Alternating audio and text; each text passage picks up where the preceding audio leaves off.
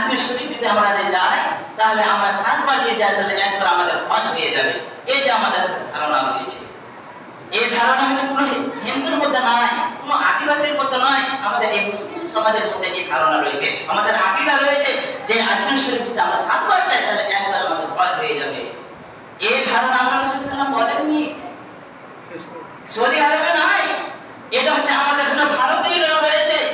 আজমির শরীফ আমাদের ভারতে রয়েছে, কিছুদিন আগেকার কাছে খবর রয়েছে। তিনি হচ্ছে অনেক ভালো মানুষ ছিলেন, তিনি বলেননি এই কথা যে আমার কাছে এসে যে জিয়ারত করো, এই কথা তিনি এই কথা কোনোদিন বলেননি। তিনি অনেক কিতাব রয়েছে, তিনি অনেক ভালো মানুষ ছিলেন, কিন্তু আজ আমরা তিনাকে অনেক উঁচু দামে পৌঁছে দিয়েছি। আল্লাহ রাসূল সাল্লাল্লাহু আলাইহি ওয়াসাল্লাম বলেন, সে হাদিসটি সহিহ বুখারী হাদিস নাম্বার 1864 নম্বর হাদিস, বর্ণনা করা আবু সাঈদ খুদরি তিনি বলেন আল্লাহ রাসূলুল্লাহ সাল্লাল্লাহু আলাইহি ওয়াসাল্লাম, রাসূল সাল্লাল্লাহু আলাইহি ওয়াসাল্লাম বলেন, লা তাসাতু বিহাল ইল্লা ফি সালাসাবিল মাসাজিদ। আল্লাহ রাসূল সাল্লাল্লাহু আলাইহি ওয়াসাল্লাম বলেন যে তিনটা মসজিদ ছাড়া কোনো ভ্রমণ করা যাবে না নেকির উদ্দেশ্যে।